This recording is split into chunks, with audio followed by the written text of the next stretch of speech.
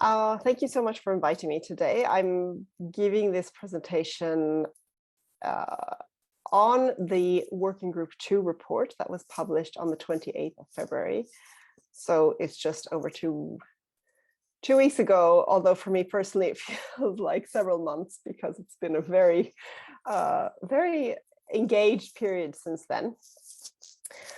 In the Working Group 2 report, I was coordinating lead author, which is sort of one of the people who has to take responsibility, the main responsibility for a chapter. And I was chapter 18, which is the final chapter in Working Group 2's report on climate resilient development pathways. And I am going to speak today about the report, but I'm going to start by talking about what is the IPCC and why it's such a big deal, just to make sure that everybody really understands what this thing is. I mentioned a little bit also how the reports come together, because it's a particular kind of process that isn't probably something that everybody is aware of as well. And then, of course, I'm going to go into the report. And I should say already now that my own expertise is in the links between adaptation to climate change and development. My research focuses on looking at sort of what are the drivers of vulnerability to climate change, how can we adapt in context of the global south, and therefore what I'm talking about will be very much sort of in that direction because that's my area of expertise. There will be other things in the report, and it's impossible for me to cover all the almost 4,000 pages in a short talk, but this will give you at least a sense of some of the content.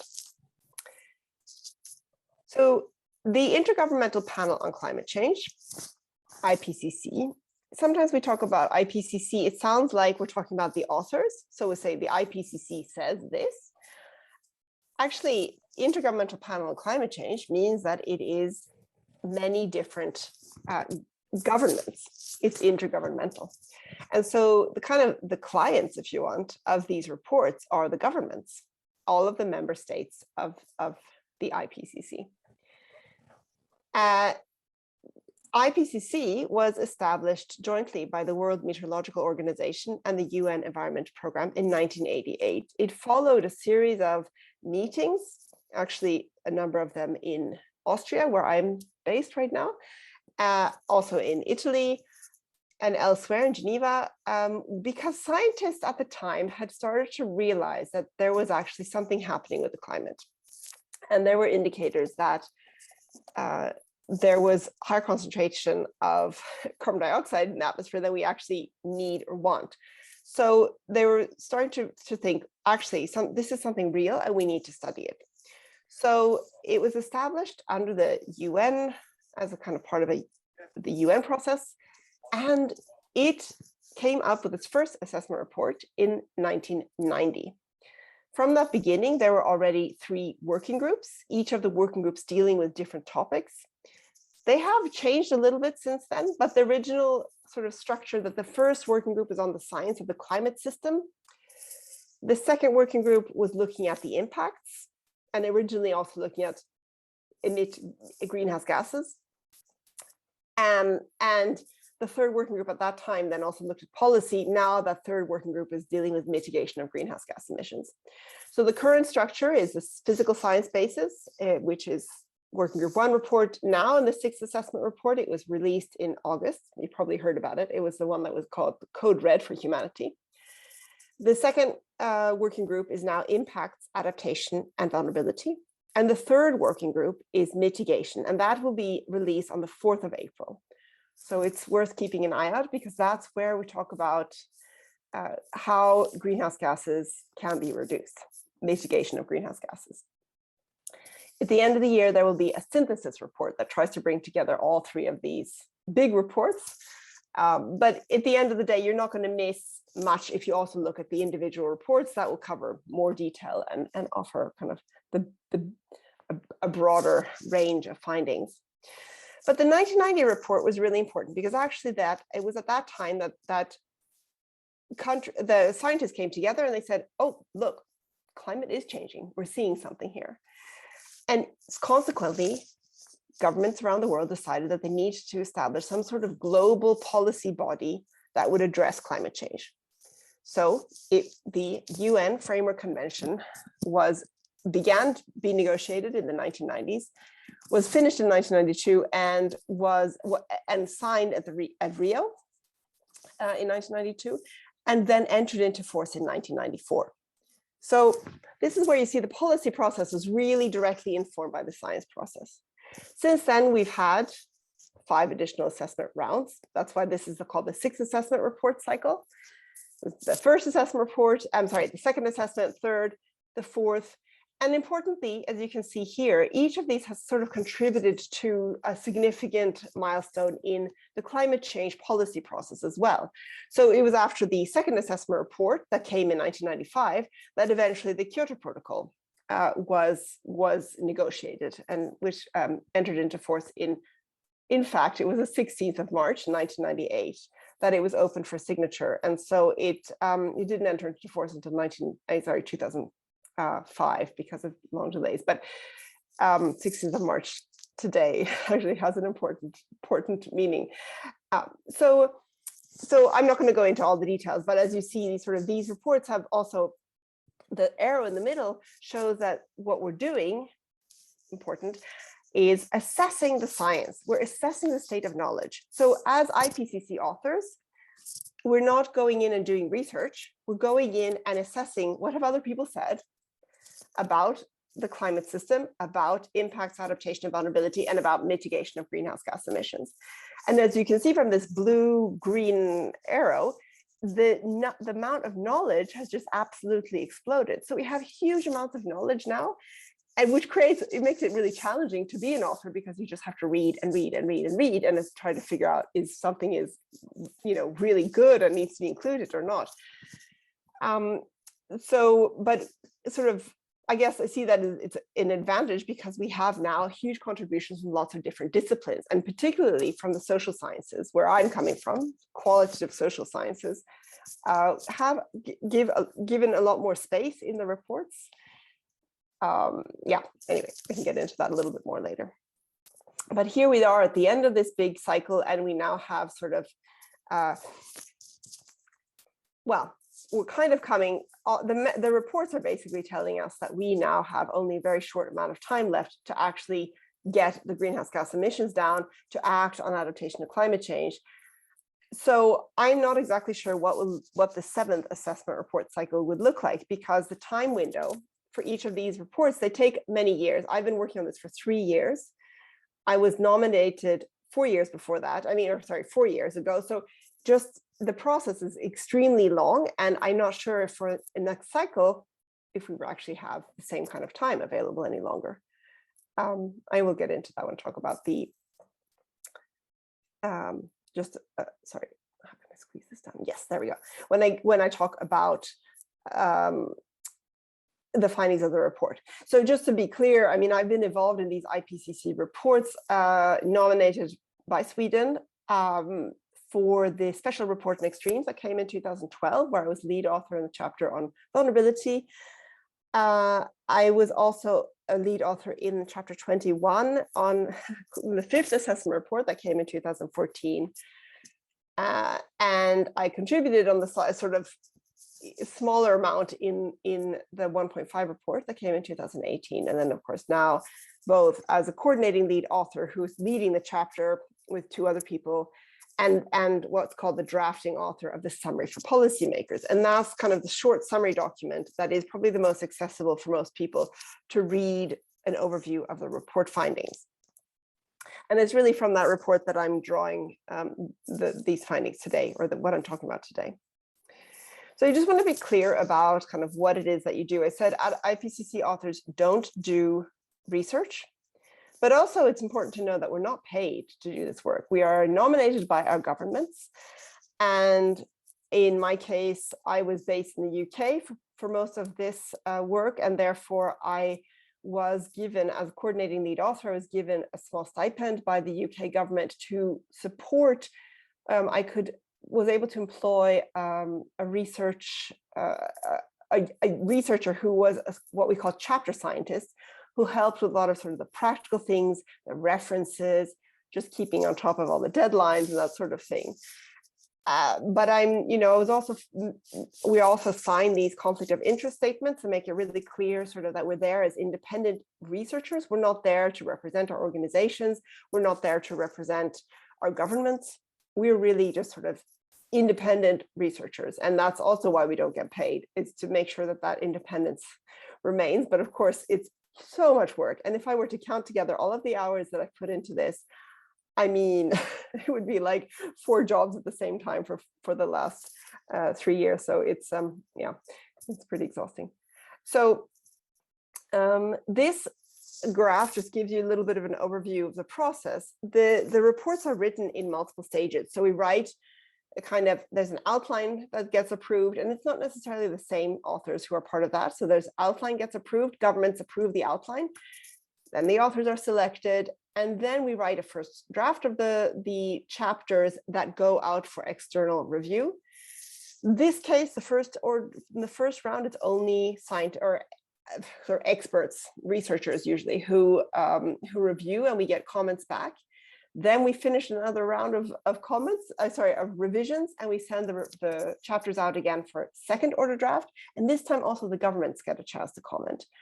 And here is comments usually very much like, this is not very helpful for us. We would like to have clearer statements here. We want to know more about this, and so on. We take those comments into account, of course, to the extent that we can. I mean, on our chapter, we had at one point, you're dealing with 1,250 comments. It's a lot on a single chapter, and it's a lot when they're conflicting with each other. It's really problematic as well. So it's a huge amount of work just to address the comments. And by kind of requirement, we must write responses to each of the comments in an Excel sheet that will become public after this, now that this has been approved. So it's quite it's a very thorough and robust and transparent process. Then there's this review process, and then we write this summary. And the summary for policymakers is the one that we then spend 2 weeks, in this case, together with governments, discussing, while the governments went sentence by sentence through this document that was about 30-something pages in Word. We were there as standby as authors to support, to make sure that any suggested changes by governments weren't in conflict with the underlying chapters, or adding things that we didn't have assessed. For instance, there was at some point, we talked about system transitions in energy, industry, land use, and urban areas. And one government said, we want to have the word rural in here as well. But since we hadn't actually assessed rural transitions, it didn't make any sense for us to include that. It would have been actually incorrect to have included that. So this is where the authors get a chance to say, sorry, we don't have that information in the report. Okay, and of course, because of the pandemic, this is exactly the way we've been able to work over the last 2 years, Zoom or other kinds of formats like this. And I think, given the fact that we're also working all across time zones, some of the people in this picture we have from Guatemala, we have from Malaysia, we have in New Zealand, Australia, and then South Africa, US, Norway, Sweden. It's been very exhausting from that perspective as well. But we are doing this because I think we care very much about making sure that we're impartial in the sense we're scientists, but on the other hand, we're also citizens, and we are very keen to make sure that the best, most robust kind of effort goes into putting together this science, because this is a document that governments will use to make decisions about policies in the future. So it's really sort of important to put everything in, but as you maybe notice, we're very exhausted in this photo. And I have to tell you, I'm still very exhausted. So in this report, we had 270 authors from all around the world, from 67 countries. Okay, so that's not everybody, but we have made huge progress. IPCC reports were previously very many men from the global north and very few women and very few scientists from the global south. We're still, as you can see, not at all at parity here. We have 43% of authors coming from the global south or developing countries, and 57% from developed countries. There are lots of reasons for that. Still, I can get into in a discussion. Same with women and men. We have sort of 41% women, 59% men. I would say it's become better since I was in the fifth assessment report, but it's still a very slow process. In addition to the authors who are assigned to each of the chapters, we then also are able to draw on contributing authors. And these are people who essentially write like 1 to 3 paragraphs, maybe on a specific topic that they're really expert in. And they also get to be listed as contributing authors. It's important to see that we've looked at over 34,000 papers, so studies that we've drawn on for this. And someone pointed out that we've drawn on that, we've cited that many papers, which means we've read even more things that we haven't even included in the end. And ultimately, there were 62,418 review comments across all of the chapters. So that's quite a lot. But I just want to, I want to clarify that, it still remains very, very skewed in the sense, because when the pandemic hit, many, all around the world, people were forced to be working from home. And many people, for instance, in the global south in particular, didn't have particularly strong internet at their houses. And therefore, they really struggled in the beginning of the pandemic to get back into connection with us. Even just saying something during a Zoom meeting was very difficult because we couldn't hear them very, very well, or they couldn't hear others. So, I mean, there's still some weird kind of structural and really systemic issues that prevent authors from the global south to contribute as fully as they should be able to. So now just to segue into talking about the content of the report, and if you have any other questions about sort of the structure, how we do it, and so on, we can also talk about that later. But the main message of the report is that the scientific evidence is unequivocal. Climate change is a threat to human well-being and the health of the planet. This, of course, is not really something new. This is something that we've known for a long time. The fact that the scientific evidence is unequivocal, that means it can't be questioned.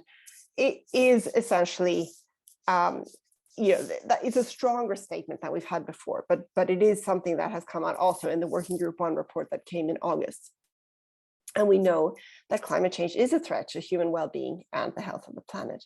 But here is where we sort of really have new and clear evidence that any further delay in concerted global action misses a brief, rapidly closing window to secure a livable and sustainable future for all.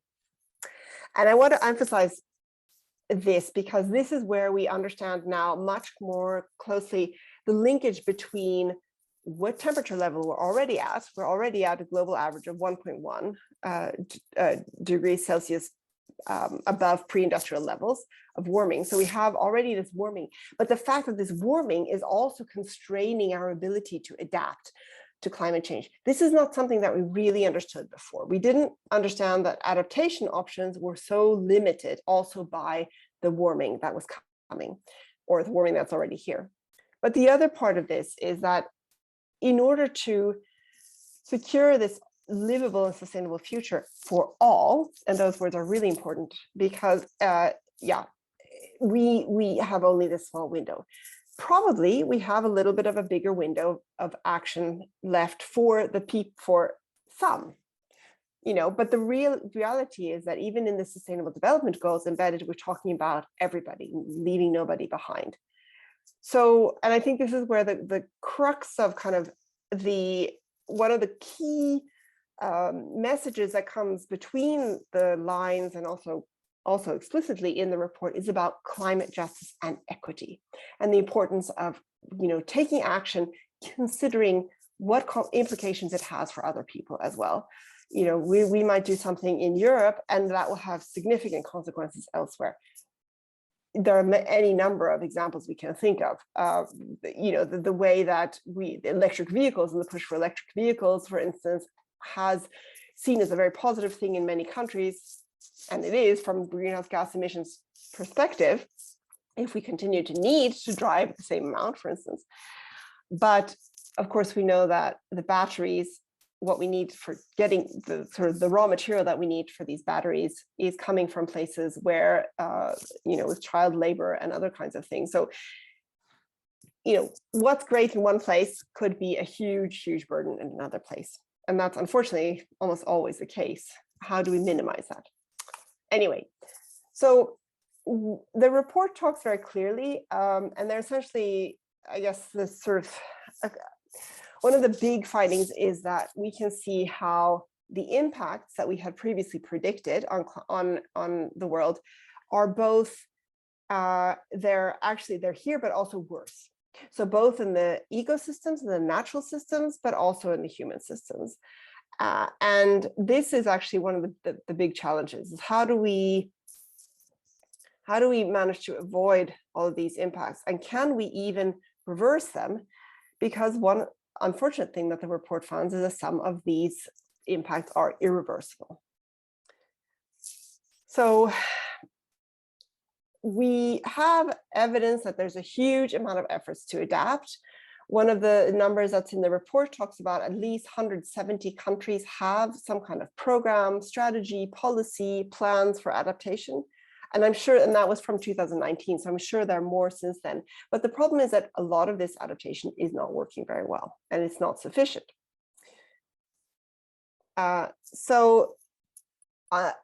Also, we see that impacts are magnified in cities where more than half the world's population lives. So, and the number of people who will live in cities in the next few decades will be even greater. So that means that we need to really think about urban areas. And this is also a window of opportunity for where we can act. We see that 3.3 to 3.6 billion people live in hotspots of high vulnerability to climate change. We can unpack this a little bit. This is a little bit of a problematic framing for me, because I think that it's important to recognize that within a specific location, there will be huge variety in the kind of vulnerability that people have. So, even if you and I are neighbors, I might be less vulnerable than you because I have a better social network, because I belong to a different religious or ethnic minority group, or because I have a different kind of education or job. So it's important to acknowledge that vulnerability is very much sort of socially determined, socioculturally determined, and to some extent also determined by kind of geographical location and context, but it is really this sort of mainly these sociocultural dimensions that influence vulnerability. That means that the notion of hotspots is a bit problematic because it suggests there's actually kind of concentrations of people in certain places, but actually it's often sort of that the combination of these social characteristics and the geography that create these conditions. So the kinds of things that create conditions are limited access to water, sanitation, and health services. The fact that people have climate sensitive livelihoods, agriculture, farming, small-scale farming, very, very climate sensitive. The high levels of poverty that persist around the world, weak leadership or lack of good governance, the lack of funding, the lack of flexibility that's available, but also the lack of accountability and trust in government, which means that, even though if a government wants to try to bring together people to have a discussion about how to address maybe, lack of technology in a certain place, people might not show up because they don't consider that it actually, that nothing's going to happen, for instance, so might as well not even bother. What we also see in the report is that every small increase in warming results in increased risk. So every increment of warming actually has a really, really strong impact.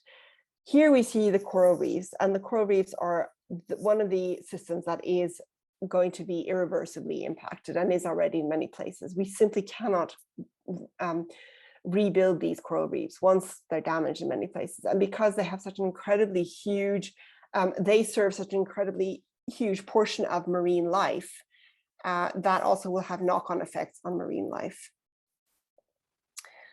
We also see that at different levels of warming, biodiversity gets lost. And so the difference between 1.5, where we already see some of the red, for instance, in Northeast Africa, you can see there's some red, some darker in various places, especially in sort of northern Russia and so on, Australia. But at 3, you can see that that dramatically changes. And what I'm talking about is the difference between the 1.5 degrees above pre-industrial and 3 degrees. And it's important to keep in mind that we have set this sort of what seems like a political target of 1.5 degrees. But in fact, as I said, we're already at 1.1. And the working group 1 showed us that we're actually projected to hit 1.5 in the near term, in the next decade and a half, if we don't actually do something now. So there isn't really, and that's at the best kind of the best approach, the most kind of strict reduction of greenhouse gas emissions. So there really is kind of, the window of opportunity is very, very, very small. Action and adaptation has increased, partly because with 1.1 degrees, we're actually seeing huge amount more impacts, right? But the progress is uneven and we're not adapting fast enough. And there was a fantastic New York Times headline, I think, that really gave the message better than we did, which was that climate is changing faster than we can adapt to it. And that's exactly the point. We are just not getting this fast enough. We're not quick enough. And we don't have time, like I said, about the 7th assessment report, for instance, we don't really have time to sit back and do another huge assessment before we act. We really need to act now. And and so, I mean, obviously, as you saw, where the people the most vulnerable, these are also where the big adaptation gaps are among the lower income populations. And these groups are also expected to grow. So one of the other things that the report shows is that if we're looking at kind of these hotspots, it's also there that the population growth is going to be the largest. That means we'll have more people who are really vulnerable. But we have also a huge amount of evidence about the kind of things that we can do to reduce the risks, both to people and nature. One of the things that's important in this report is to talk about that nature offers significant untapped potential, in particular things like really just restoration of various ecosystems makes a huge difference and has huge significance. And if you can also think about this as a way for creating employment opportunities or other kinds of things, then we're addressing both the issues of sort of poverty and livelihood, the risks to livelihood, while also helping the natural systems be restored. One of the things that I work on quite a lot is understanding these links, as I said, between adaptation and development. And unfortunately, what we see is that there is a lot of these adaptation strategies, they're not just sort of failing, but they're actually making people worse off. And maladaptation, mal being bad, is when an adaptation strategy actually makes people more vulnerable to climate change than they were before the strategy was implemented. So, it results in unintended consequences, but it can also result in actually undermining opportunities for future adaptation. And the most disadvantaged people are the most affected by maladaptation. And this is partly because typically what we find is a marginalized groups, people who are excluded from the decision-making processes, they're also excluded from participating in adaptation projects or strategies. And therefore they continue to sort of become even more marginalized, if you want. But also that, adaptation isn't the solution. We cannot simply say, well, we're not reducing greenhouse gas emissions enough, and therefore we need to adapt. That's not going to be enough at all, because there are limits to adaptation.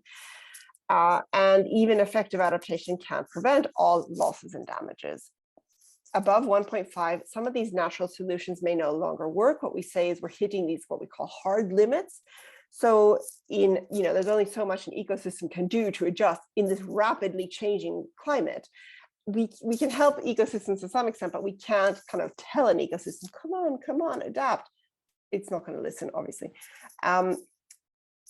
For human systems, there are also hard limits. And the most sort of striking example is the lack of fresh water in small islands. At some point above 1.5, there will no longer be fresh water available for people to drink. We all need water to survive. So that means people will no longer be able to live in those places. And above 2.2 degrees, it becomes much more challenging certain crops will no longer be available, and so on. I mean, but above 2.5, there are a lot of additional limits that come into play. To be honest, we need to focus on the 1.5 because we really need to try to stay below 1.5. So it's important to kind of be aware of, even there's some serious limits. Then we talk a little bit about something called overshoot, which is when you kind of go past 1.5 degrees and then we bring it down. It's important to know that if we start emitting greenhouse gas emissions, pretty quickly the climate system is going to kind of recover. But that's not, we're not in a position where we're actually seeing greenhouse gas emissions being reduced. But then, if the climate system is to be able to recover, then actually it's possible that we can then come back down to under 1.5 again. But at that point, some ecosystems may have already been lost, for instance. So it is now a story about not just kind of, climate change is we need to reduce greenhouse gas emissions because we don't want it to warm up any longer, but we also need to reduce greenhouse gas emissions because we simply cannot adapt to warmer climate. And again, there is a limit to how much we can adapt. So the way that we're talking about, and I should wrap up now, the accelerating adaptation is really about all sorts of levels. It's about technology, but it's also about political commitment across all levels of government. It's about institutional frameworks, being clear about what we're trying to achieve, being clear, for instance, that understanding what it is that what it is that causes maladaptation so that we can avoid it when we plan adaptation. We need to understand the knowledge of impacts and risks so that we can improve responses to it. We need to monitor and evaluate adaptation to say that we're actually doing well and not heading towards maladaptation. But really critically is to recognize the inclusive nature. So making sure that everybody's involved in talking about climate change and having a right to say kind of what they want so that we don't run into this problem of maladaptation. And that means prioritizing equity and justice, as I said earlier. This is just to show that we've done some assessment looking at kind of the feasibility of different kinds of adaptation strategies. And this is just one example. You'll find this actually in my chapter, in chapter 18. What you'll see, though, is that in many, many cases, we see that we're just not able to, a lot of things are not feasible and complicated and not feasible for a lot of different kinds of reasons. We looked at different dimensions of feasibility. So that's also important, and it could be useful, maybe interesting to look at. So I'm going to talk a little bit quickly about climate resilient development pathway, which is my chapter, and which is kind of seen as the solution space here and what we're trying to achieve. And climate resilient development is defined as a development that brings together adaptation to climate change, as well as mitigation of greenhouse gas emissions to support sustainable development.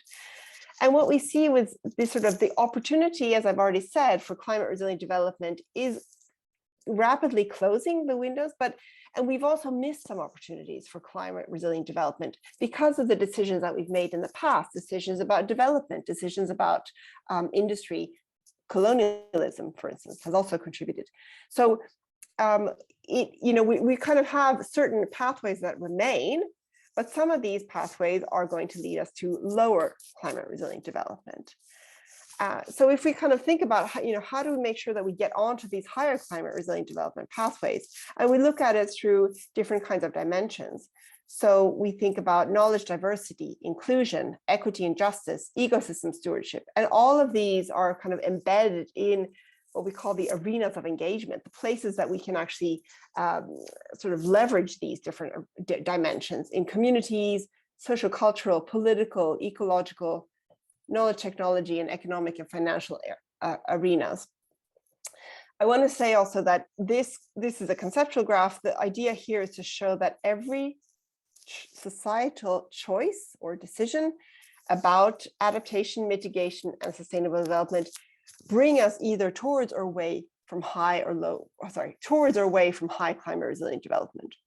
So every choice that you make on an individual level, as well as, of course, on a national or global level, these things will kind of shift us towards our way. So it's not just about climate policy at all. It's about everything that we think about on a daily basis. And this is just to talk about these climate resilient development as a kind of the solution,